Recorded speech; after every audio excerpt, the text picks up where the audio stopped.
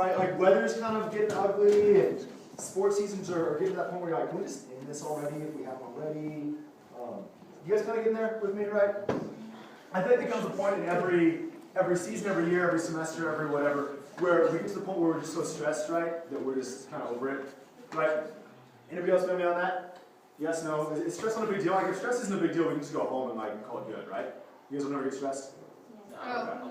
Okay, cool. You're feeling it right now. Okay. I want to make sure I'm on the right path, all right? Because here's the deal. I feel like I don't even need to set up stress for you guys. Right? Like you guys get stress better than anybody else. Right? High schoolers are like professionals at stress because it seems like so much what you do is just like overburdened and overloaded and you get to that point where you're just kind of done and you don't care anymore, right? Yeah, everybody? Okay, gotcha. Senioritis is kicking in. Senioritis, yeah. It only gets worse. I'm 26. I don't have any like excuse for senioritis anymore, but I'm still there, right? Yeah. So you're looking forward to retirement. Yes. Couple of years, I'll be there, right? I love my job. Yeah. But get this. So we all get stressed sometimes, right? We all get burnt out. We all get to that point where we're just kind of a little over it. But also there's times when stress becomes a little more. Right? There's times when we get so stressed and we get so burnt out and we get so overloaded and overburdened that it kind of feels like we're drowning. You can't find air, right? And that's called burnout. It's like when the stress gets so serious that it basically enters your soul. Right? Where you shut down and you break down and you stop having fun and you stop enjoying things that you used to enjoy because the stress is just too much, right? There's this publication called Group, right, which is kind of like the Sports Illustrated or the Business Week for youth pastors, right? It talks about youth culture and everything else. And the issue this week talks about how the biggest threat to faith and life and fun and hope for kids your age isn't going to be like drugs, it's not sex, it's not alcohol. They said it's football, right? I don't know if it's just football, but I think that's symptomatic of something deeper, right? That for you guys, the biggest thing that's impacting your lives is not any one specific set of actions, but it's the fact that we're so overburdened, and so overloaded, and so overstressed that life just kind of stops being as much fun. How many of you guys, if you could have an extra couple hours a week to sleep, or to get homework done, or just to rest, like how many of you that would like dramatically improve your life? That would transform your life. Yeah, exactly. Every hand better be up, right? If not, I got homework for you to do because I got close, right? Life gets tough. Life gets stressful. A while ago, I was working in a church, and it was a great church. My staff was some of my best friends. I was working with some incredible young people. I had a part-time job on the side with an incredible college ministry. I mean, everything was great. But there was so much going on at work, and the part-time job, and with school at the same time, and everything else, that I got to the point where all of these good things became too much. And I got so stressed from things that I loved and things that I enjoyed doing that I got to the point where I wasn't enjoying any of it anymore. My friends would call me to hang out on the weekend, and I was like, I'm just going to sit this one out. I'm going to stay home because I'm tired. We got to the point where things that had previously brought me joy and hope and energy were just exhausted. Bless you. Right? I got burnt out. I got burnt out on things that were good, and we all have been there. But you get to the point where stuff's just too much. And when you kind of go to where your brain switches you on autopilot, and you're kind of like this walking zombie, right? You're responding to things around you, but there's really not a lot going on up here because you're too far behind, and you're just trying to catch up. We hit that point where we really don't know where the surface is, where we get behind on work, and so we try to work harder to catch up because we feel guilty, and that just gets us more behind until we add more work and more, and we spiral deeper and deeper until we finally hit a point where we're just so far gone that life just kind of gets boring. It gets bad. It gets painful. For some of us, that was like stress. For some, it's anxiety. For some, it's worry about the future. For some, it's just apathy, right? You see people who just get turned off from life and they don't care about their grades anymore. They just kind of check out because it's too much. It's overstimulation of the brain and we get shut down. We all get that. And sometimes they're good things that burn us out and sometimes they're bad things. But too often, all of us grab too much stress and it really just kind of destroys who we are. And stress isn't new to us. Stress isn't something that we're the first generation to mess with, right? I think stress goes back as far as humans go back. Actually, it's wired into our DNA. But there are some things we can do about it that can transform who we are. See, 2,500 years ago, there's this guy named Ezekiel. He's living in Palestine, which is where we call Israel nowadays, right? And he's living there, and his life is loaded with stress, but he deals with it in some pretty crazy ways that might apply to us today. So we're going to talk about his story. See, Ezekiel's living there, and he's talking to God. And he and God have a special relationship. They talk back and forth. And Ezekiel knows that if the nation he's living in keeps acting the way it's acting, that it's going to be destroyed. See, Israel at the time is this small nation, and they're surrounded by big, powerful nations, and yet they're still trying to pick fights with the bigger, better nations, and it's not working well. And Ezekiel knows, hey, if we keep doing this, we're going to be destroyed. Right? So he gets a little nervous, and he goes and tells some other people, and nobody listens to him. Not only that, but they alienate him, they push him out. They don't want to listen to anything he has to say. And so the stress builds, because nobody's listening. And then he sees what's going to happen, gets even closer. And so the stress keeps building. And he knows that the end is coming. He knows that things are not going to go well. And he's getting worried. And then the worst happens. His nation, Israel, gets into a fight with the biggest world power at the time. And so his anxiety keeps building. His stress keeps building. And he watches this one by one. Israel loses a city, and then another city, and then another city. They lose battles, and finally they get to the point where it's only their capital left. And it's completely surrounded. And Ezekiel's in there with his family, and they're all stressed, and they're all worked up. And some of you guys know what that feels like. His world's falling apart around him. He's still got his family, but then the unthinkable happens, and his wife is taken from him. And so now his world has crumbled, his social life's crumbled, his family's crumbled, and it's just him. And then the opposing army breaks through the gates and captures the city. And at that moment, you can kind of feel Ezekiel just check out. I mean, it's like that last test you get assigned, that last thing that your parents say to you, or the last thing that your friends do, where you're just done. You put in everything you've got, and you've taken every hit they throw at you, and you still get knocked down, and it's just over. That's burnout, guys. And Ezekiel hits that, and something crazy happens. Ezekiel hits that, and he's talking to God, and I get the feeling that their conversation's probably not completely comfortable. There's probably some yelling. There's probably some screaming. He's probably a little angry, and he has every right to be. And God does something pretty crazy. God takes Ezekiel, and he puts him in a valley. And there's this scripture that we're going to read, actually we're going to listen to, it's one of my favorites. Matt's going to go ahead and throw it up here. There's a video we've done, because this scripture is full of vivid imagery. And so in this video, you're going to hear somebody read the words to Ezekiel 37. And you're going to see on the screen what it looks like. So take a listen real quick.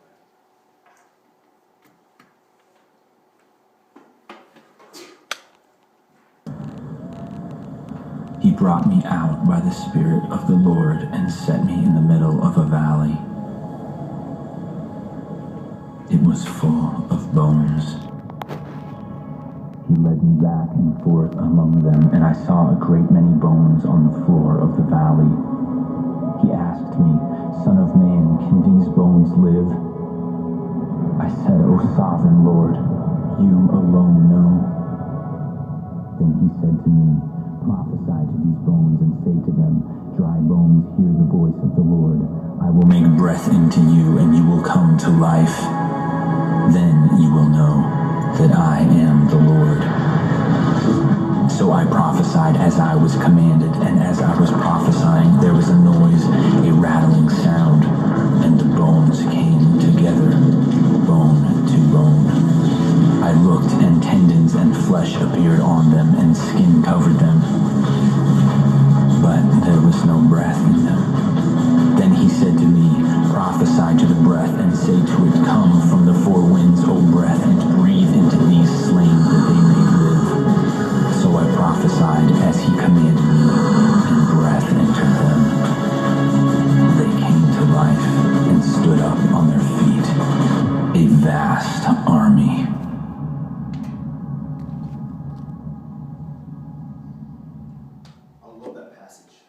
Because I love the imagery in it. I love how it talks about all of these dry bones, these dry husks, these people who are broken down. They're zombies, they're beat down, there's nothing left inside. And God's Spirit comes into them, and they grow muscle, and they grow flesh, and they stand back up, and God's Spirit comes into them and gives them life. When Ezekiel's most burnt out, that's when he has this vision, that's when he has this experience. God takes Ezekiel, who's completely destroyed. Right, he's got nothing left inside. He's got nothing left to give. And God takes him and sticks him not on the beach, like not in a cabin in the woods, not in some restful location. He sticks him in the middle of a graveyard. Right? He's in the middle of a valley, and I want you to imagine this, a valley where he's like basically up to his ankles in bones. Right? That's not restful. I don't know if you guys know, like when you're stressed, that's not where I want to go. I don't want to go chill with bodies all over me. That's not cool. Right? God's a bad therapist. But it's cool, because God's not trying to be a therapist. Right? God takes Ezekiel and he sticks him in this place where he's even more stressed, where he's even more anxious. And God says, hey, I'm not going to just give you a little break from this. I'm not going to take away the symptoms. I'm going to show you something that's going to transform your perspective on all of this, on stress, on burnout, on what life itself is. And so God tells Ezekiel to prophesy. And when Ezekiel speaks, the flesh comes back to these bones, and the spirit comes in. And the word spirit there is very important. Matt's going to throw it up there. The word spirit there is ruach, right? Ruach is a word that pops up again and again and again in the Bible. Because ruach means it's wind, it's spirit, it's air, but it's also breath, and it's also Holy Spirit. So one of the first things we hear in the Bible is that the earth is formless and void, and there's just a whole bunch of junk bouncing around out there. But that God's spirit, God's ruach, is moving over. And so God's spirit, God's breath, forms all of these things together. And it takes a bunch of nothing and builds the universe we live in. Or a couple chapters later, we hear that God reaches down into the dirt and forms what looks like a human, but it's still just a clay statue. And then God breathes his breath, he breathes his ruach, his spirit, into a bunch of mud and dirt. And that garbage becomes a human. Because we take something dead, and you put God's spirit into it, it's very much alive. That's the ruach, that's the spirit that's going on in this passage. And Ezekiel learns something very cool today, for that day.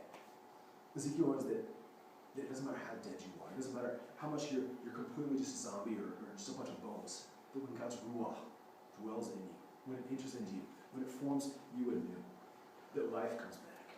That it doesn't matter how strong the death seems, that even death itself is going to flee from the ruach of God. People read this passage and they tend to find themselves in the dry clothes. And that's cool. That's where I see myself sometimes too. We see ourselves burnt out. We see ourselves worn down. We see ourselves tired, right? Because we've all been there. We've all been just exhausted, and we're hoping for something to breathe new life into us. And that's true, because that's what God does. Because God breathes new life. God breathes his ruach back into people who are exhausted and beat down and worn out. But there's another side of the story too. Because we're not always broken down, and we're not always dry bones. And we're also called to be Ezekiel. Because see, when God restores us and builds us back up, God also uses us and speaks through us to speak that ruach to other people. And it's not some crazy street corner screaming at people telling them they need Jesus, but it's quite simply saying, hey, there's more to life than the way we're living. There's more than being burnt out and broken down. There's more to life than being just a shell who's tired and exhausted. Because there's a life that's meant to dwell inside us, that changes, to transform who we are, and to transform our world. See, I think when we realize this, when we realize that it's God's Spirit that's meant to dwell inside us, we find a way to avoid some of the stress. Because so often that stress comes from us trying to figure out who we are. And so we define ourselves by our GPA, or our SAT scores, or what our parents say about us, or who we hang out with, or what team we're on, or what instrument we play. And so we think that's who we are. But the message of Ezekiel, the message of Genesis, the message of the Bible, is that who we are is who God is within us. And what we're really defined by is not what we do, but it's who made us. It's not what clubs we're in, but it's what's inside of us. It's that ruach of God, that godly image, that God spirit that's dwelling in each of us. And when we grasp onto that, and that becomes our image, we find that we can still go to school, and we can still work hard on things, but that we're no longer so terrified by it. We're no longer so broken down when we get a B on a test, because, we care about our grades. We're not defined by our grades. We care about these things. We put effort into these things. But we're not broken when these things don't go our way. Because what makes us who we are is God's Spirit, which is the Spirit that made us in the beginning. I want to close with one image. That verse we listened to, when it finishes, it talks about God's Spirit flows into all these people when they stand up. And it's not one guy, it's not two guys, it's not a couple things shambling around there, here and there like zombies, but it's a huge army. It's this great, massive multitude standing strong and ready to do things. Because here's the deal. We're called to change the world. We've talked about this a lot in youth ministry, and I actually believe it's true. I do think that we are supposed to, and we are called to reshape the world we live in and what it's supposed to look like. And we all have times that this world doesn't quite feel right. And I think that's our heart's longing for that kingdom that we're supposed to be living in. And I think when that army stands up, then it has the power to change things. And so our job is to be like Ezekiel, and to spread that ruah, to speak that ruah into the people around us lives. To look at the people around us who look like they're walking zombies, right? They're dry bones standing up and they're just responding to the world around them. They're broken down and they're tired and they're burnt out. Because they think that all that matters is what they can accomplish. And they don't realize that what actually matters is what's on the inside there. We're going to move into prayer time. We're going to do it a little bit differently tonight. You're still going to get a sheet of paper with a blank sheet of paper and a pen. But on the front side, if you're writing a whole prayer request, that's free. This is the time for you guys to write what you want us to pray about for you this week. But on the back side, I want you guys to have a chance to write what it is that's burning you out. What it is that's stressing you out. What it is that's dominating your thoughts and tearing you down. What it is that's keeping you from that ruah. So we're going to pass this out. Take some time to pray. For those of you who haven't been here before, this is just a cool time to quiet your heart. To talk to God, and we're going to pray for you guys this week. So, I'm going to open this up in a moment of prayer, and we'll get started. You guys pray with me real quick? Dear God, thanks for bringing us here. Thanks for putting your spirit inside us, God. Thanks for the opportunity to spread your spirit, your ruah, to those around us who need you, God. Show us where we can be your hands and feet, your breath. God, we love you. We thank you that you're with us even when we're stressed and broken down and exhausted, God. We pray that you give us new strength. But that you also show us that we don't have to do these things to please you because you already love us, God.